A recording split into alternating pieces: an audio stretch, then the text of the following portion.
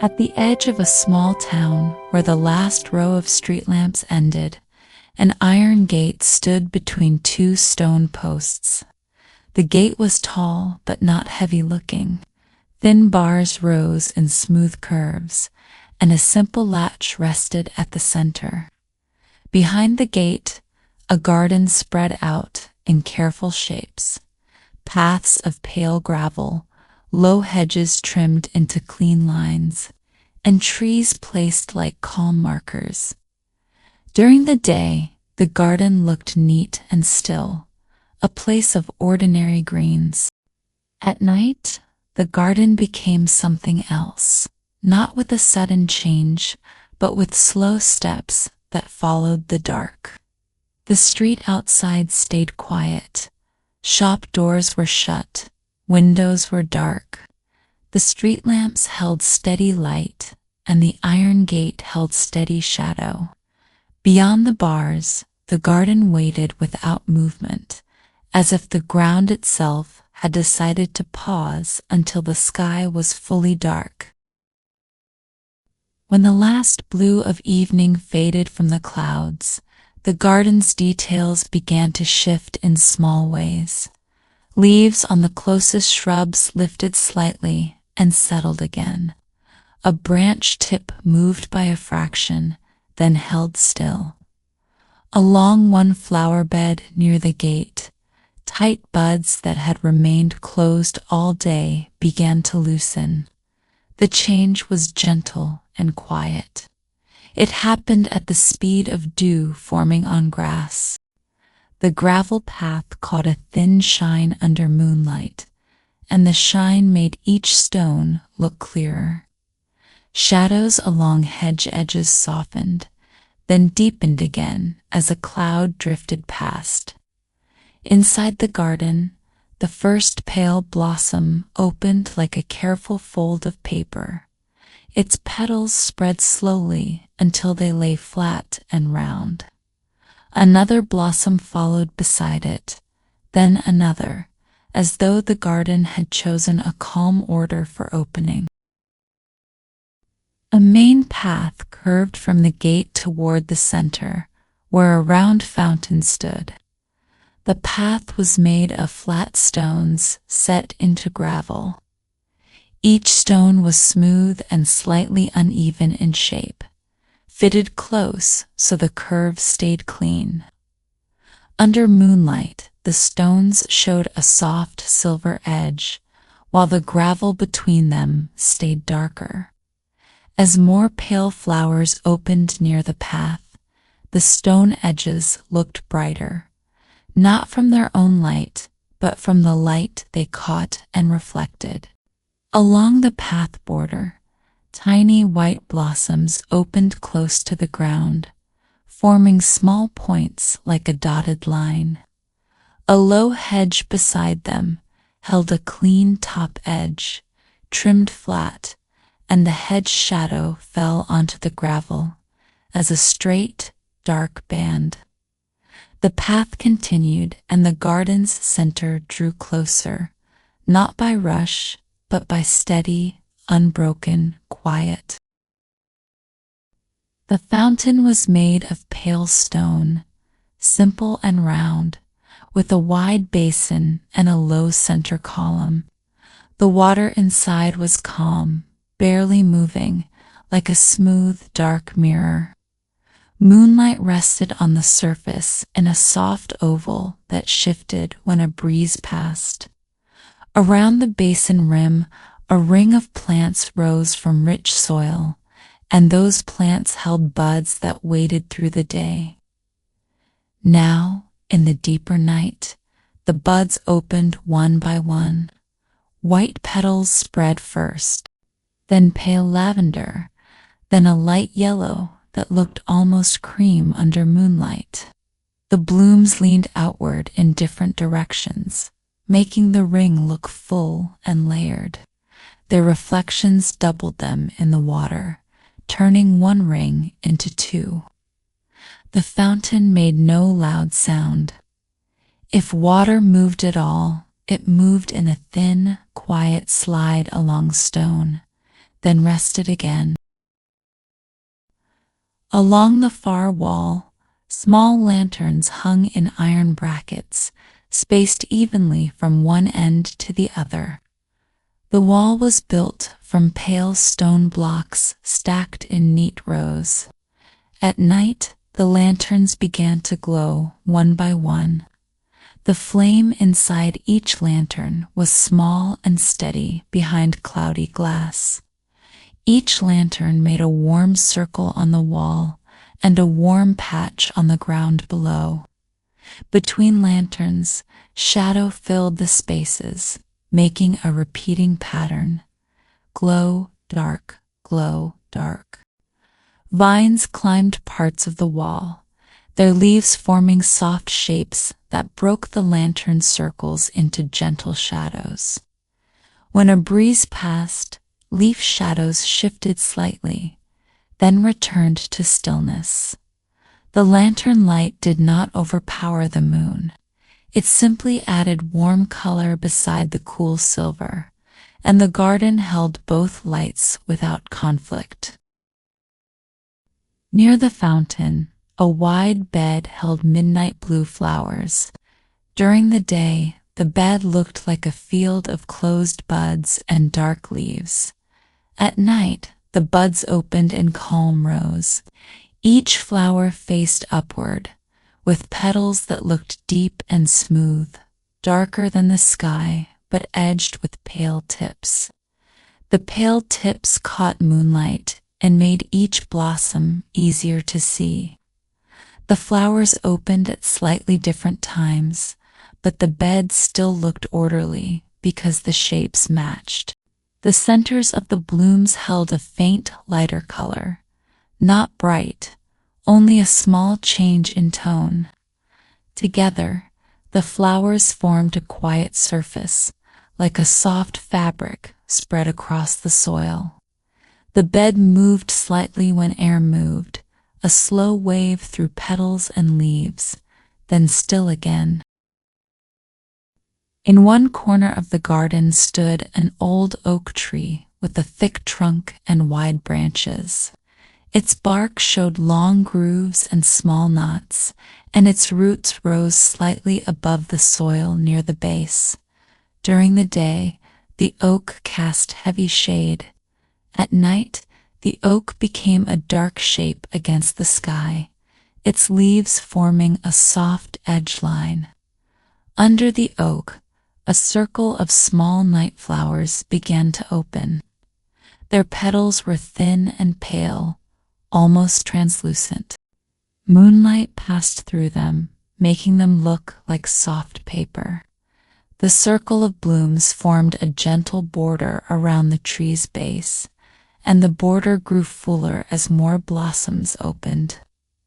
Nearby, a stone bench sat under the oak's canopy, and dew formed along its smooth seat in tiny beads that caught lantern glow from across the garden. The bench under the oak was carved from pale stone and shaped with simple curves. The seat was smooth, the legs thick, and the back low. Behind it, dry leaves lay in a neat scatter, as if wind had placed them carefully rather than randomly. A few leaves rested on the bench edge, their surfaces dull and thin. On the ground beside the bench, small white blossoms opened close to the soil, making the leaf scatter look more defined. The pale flowers outlined the darker shapes. The oak branches above remained still, and the bench remained still, and the leaves remained still. So the only change was the slow opening of petals and the slow brightening of pale edges in moonlight. The corner became a quiet room inside the wider garden. A wooden archway stood along the main path, built from dark wood that had weathered into a smooth tone. Climbing roses covered the arch in thick vines. During the day, the rosebuds stayed tight and green. At night, they opened in slow layers. Pale pink petals unfolded, then lighter petals beneath, until each rose formed a full spiral. Some roses were almost white at the outer edges, where moonlight caught them strongest. The archway became a ceiling of blooms over the path. Beneath it, the stones looked brighter, because petals reflected both moonlight and lantern glow. The arch cast a soft shadow pattern onto the path, shaped by leaves and stems. The pattern moved slightly, then settled, as if the garden had adjusted the lighting for this small doorway inside the night. Behind the arch, a side path branched away, narrower than the main curve. The stones there were smaller and set closer together, and tall grasses grew along the edge, brushing over the path in gentle bends. At night, tiny flowers opened low along this side path, forming small pale dots in the grass shade. The path led past a hedge that was trimmed lower than the others. Over that hedge, a small glass greenhouse could be seen, set back from the main route. The greenhouse glass reflected lantern circles as faint ovals and reflected moonlight as a thin, pale line. The side path felt quieter than the center, not hidden, just less direct. It offered smaller details, close flowers, small stones, leaves outlined by thin light, and the calm suggestion of another space beyond. The greenhouse was small, with a white frame and clear panes divided into neat rectangles. Inside, shelves held pots and trays in tidy rows. In the night, pale blooms inside began to open, and the greenhouse started to glow softly from within, like a lantern that held flowers instead of flame. Tall white lilies lifted long petals in slow steps. Small silver blossoms opened along thin stems like tiny stars pinned to green.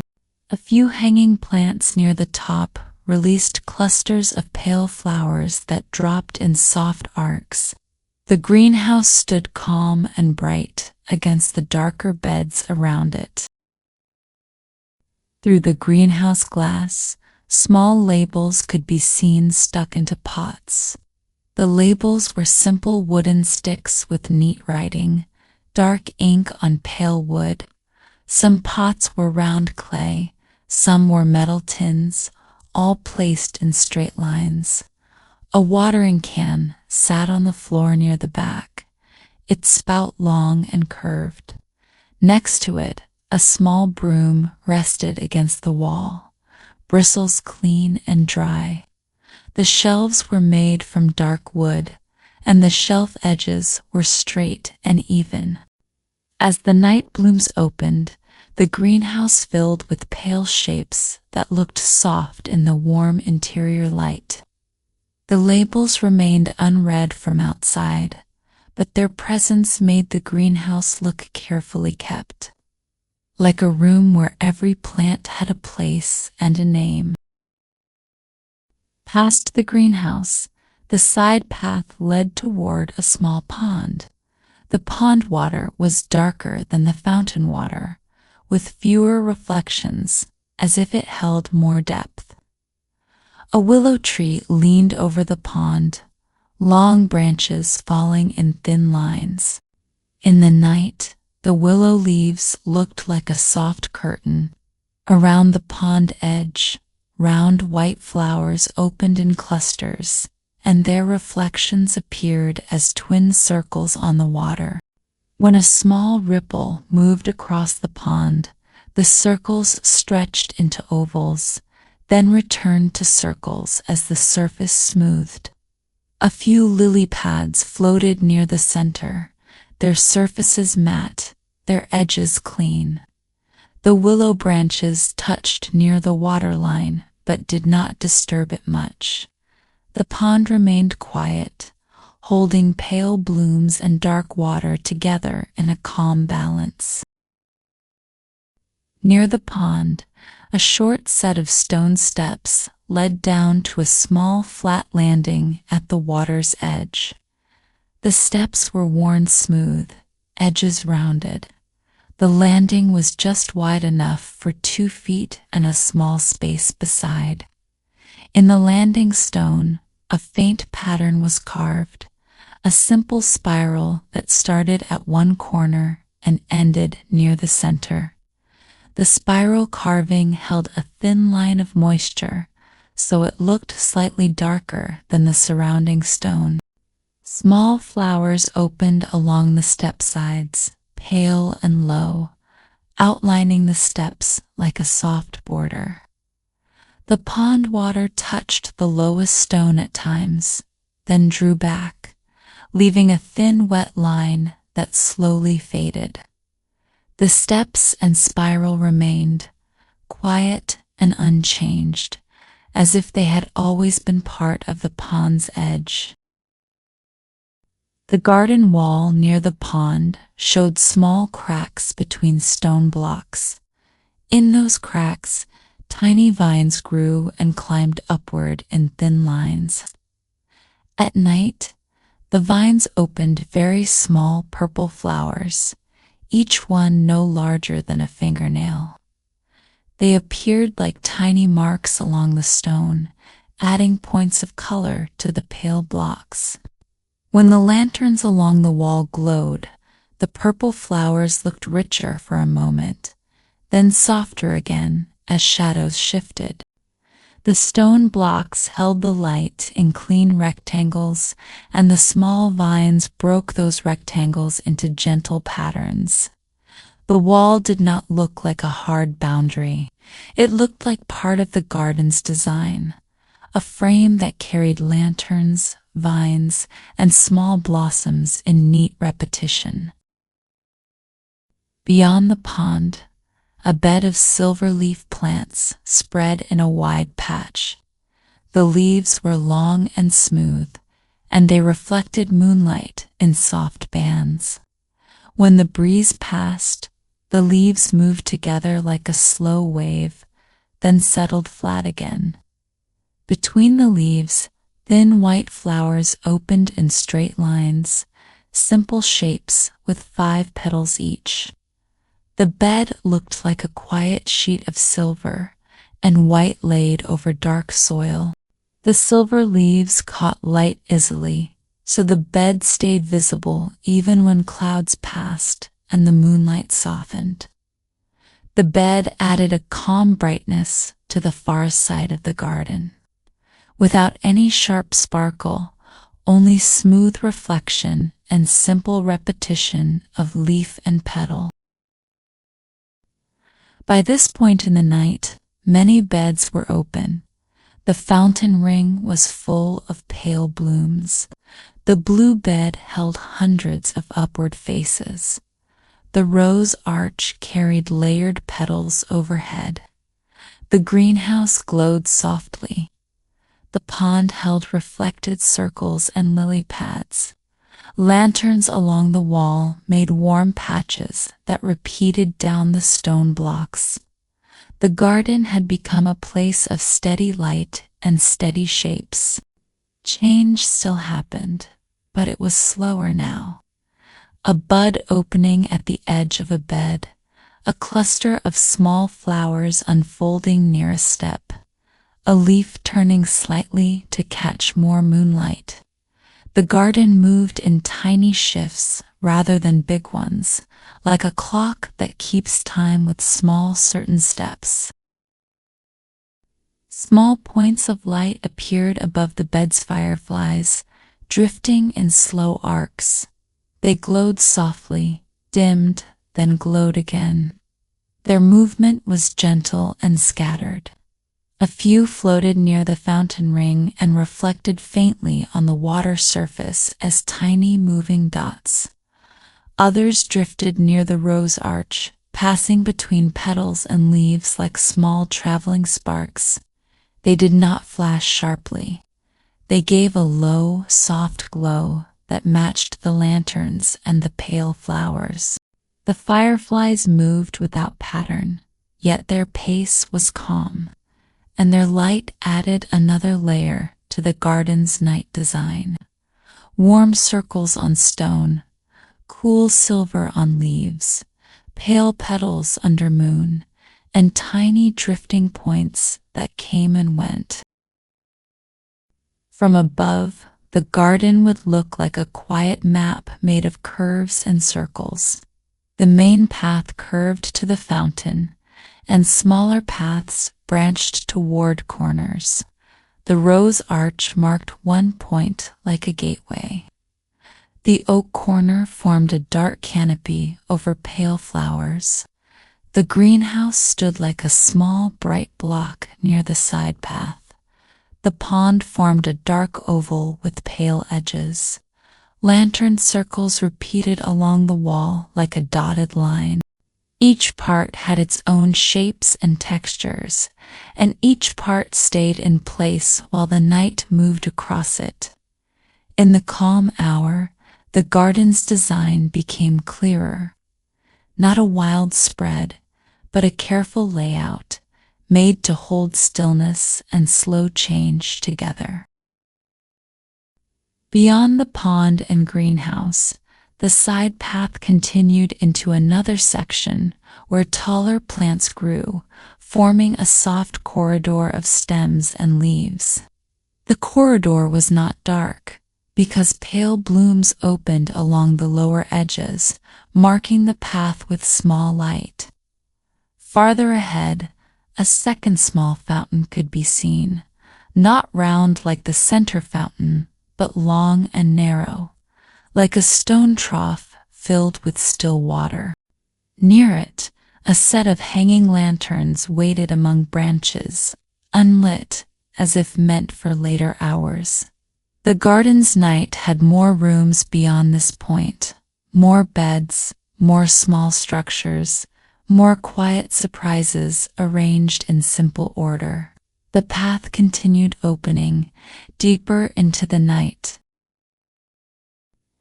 The side path moved forward into a corridor made of tall stems and broad leaves. The stems rose straight and even, forming soft walls on both sides. Pale blossoms opened near the base of the stems, small and round, creating a low border of light along the gravel. The taller leaves above were darker and thicker, and they leaned slightly toward the center of the path, forming a gentle arch. The corridor felt calm and enclosed, though it remained open to the sky. Moonlight filtered through the upper leaves in thin stripes. The gravel underfoot showed tiny stones in soft shades of gray and cream. At the far end of the corridor, the long, narrow fountain waited, still and pale. The second fountain was shaped like a long stone trough, low and simple. The stone sides were smooth and lightly worn. The water inside lay flat and dark, holding a narrow line of moonlight across its center. Along both edges of the trough, small white flowers had opened in neat rows. Their reflections created twin lines of pale shapes, doubling the border. A few lily pads floated near one end, small and round. The water did not splash or rise. It held its shape like polished glass. When the breeze passed through the corridor, the waterline trembled slightly, then returned to stillness. Near the trough, thin branches from a nearby tree extended above the path. From these branches hung 3 small lanterns, round and made of thin metal frames. They had not been lit earlier. Now, at this deeper hour of night, the lanterns glowed softly, one after another. Their light was gentle and pale gold. The glow touched the water surface and formed long, thin reflections. The branches cast curved shadows across the gravel and across the trough's stone edge. The 3 lanterns swayed just enough to shift their light slightly, then steadied again. Beyond the trough stood a low hedge maze. The hedges were trimmed into short, straight walls no taller than a shoulder. The maze was not large, only a simple pattern of turns and small circles. At night, pale flowers opened along the base of each hedge wall, outlining the maze paths with soft light. From above, the pattern would look like a drawing made of glowing lines. Inside the maze, the gravel paths were narrow but clear. The hedges held their shapes, and the flowers below them gave the maze a quiet border. The turns and corners remained simple and calm. At the center of the hedge maze stood a small stone circle, flat and smooth. In the middle of that circle grew a single white flower on a tall stem. The flower opened slowly, each petal spreading wide and even. It was larger than the other blooms in the garden. Its pale surface caught both lantern light and moonlight, making it appear steady and bright. Around the stone circle, smaller flowers opened in a ring. The maze walls formed a square around this circle, and the pale flower stood at the center without moving. Past the maze, the path widened and led to a wooden pergola. The pergola had 4 posts and a flat slatted roof. Vines climbed the posts and crossed the roof beams. At night, small pale blossoms opened along the vines, hanging down in soft clusters. The slats of the roof cast straight lines of shadow onto the stone floor beneath. Lantern light from the trough area reached faintly here, mixing with moonlight that slipped through the gaps above. Beneath the pergola stood a round wooden table and 2 simple chairs.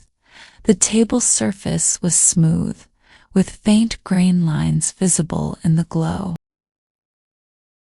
On the table beneath the pergola rested a shallow ceramic bowl filled with clear water. Floating on the surface were 3 small white petals that had fallen from nearby blooms. The petals drifted slowly, touching the bowl's edge, then moving back toward the center. The bowl reflected the pergola beams above in thin, dark lines. The chairs remained empty and still. The wood held a faint shine where lantern light brushed across it. The pergola formed a quiet room inside the garden, open to air but held by beams and vines. Beyond the pergola stretched a small open gravel court. The gravel here was lighter than the main path, almost white under moonlight. A ring of short plants bordered the court, and those plants opened pale yellow blossoms that faced inward toward the open space. The court looked calm and wide compared to the narrow corridors before it. In the center stood a tall clay urn with a narrow neck and wide base. The urn's surface showed faint carved patterns, and moonlight traced those patterns in thin lines. The court remained open and still, framed by pale blooms. The tall urn cast a long shadow across the gravel. The shadow stretched thin and soft-edged. As a cloud passed over the moon, the shadow faded, then returned as the moonlight strengthened again. Around the base of the urn, small blue flowers opened in a tight cluster. Their petals were darker than the white and yellow blooms nearby, giving the base a ring of deep color. The urn stood firm and unmoving, while the flowers below it opened one by one in quiet rhythm. In the far corner of the garden grew a small orchard of young trees. The trees were evenly spaced, their trunks slender and straight, their leaves were oval and smooth. At night, faint blossoms opened among the branches, pale and round.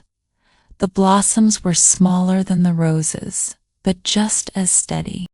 The orchard floor was covered with trimmed grass that caught moonlight in a soft sheen. Between the trees, narrow paths allowed quiet movement through the rows. The orchard formed a gentle grid of trunks and branches against the dark sky. As the night moved forward, the sky above the garden shifted slightly in tone. It did not brighten fully, but it softened at the edges. The stars near the horizon looked less sharp. The moon rose a little higher, changing the angle of light across the beds and paths. Shadows moved slowly along the gravel and against the wall. The lantern flames remained steady, but their warmth felt calmer as the skylight changed. The garden held all its blooms open, full and quiet. The fireflies that had drifted through the beds began to lower their pouts. A few rested on leaves or hovered close to the ground. Their glow became softer and less frequent. One by one, the tiny lights dimmed until only a few remained near the fountain and pergola. The garden felt deeper and more settled. The water in both fountains remained flat and calm. The orchard trees stood silent in rows. The hedge maze showed its glowing borders clearly from one end to the other. For a quiet stretch of time, the garden stood fully open. Every bloom had reached its shape. Every path was outlined by pale edges. The lanterns glowed in warm circles along the wall and in the hanging branches. The greenhouse light remained soft behind glass panes. The pond held its twin circles of reflection. The trough reflected the hanging lantern lines. The pergola beams cast straight shadows. The maze center flower remained tall and wide. Nothing rushed forward, nothing pulled back. The garden rested in steady balance. Very slowly, the sky at the far edge of the town showed a thin gray line. The lantern flames grew smaller, but did not go out at once. The pale blooms remained open for a little longer. The orchard blossoms held their shapes among the leaves. The clay urn shadows shortened as the light angle changed. The white petals in the bowl beneath the pergola drifted once more across the surface. The water in the fountains stayed smooth and clear. The night flowers did not close all at once. A few petals near the gate folded inward first, then some near the trough softened and began to curl. The large white bloom at the center of the maze held open longer than the rest, then slowly folded each petal toward the center. The rose petals under the arch lowered slightly, their edges no longer bright. The greenhouse glow faded as the skylight grew stronger. The lanterns along the wall dimmed and then quietly went out. As dawn settled over the town, the garden returned to its daytime form. The paths remained, the hedges remained, the oak tree stood as before.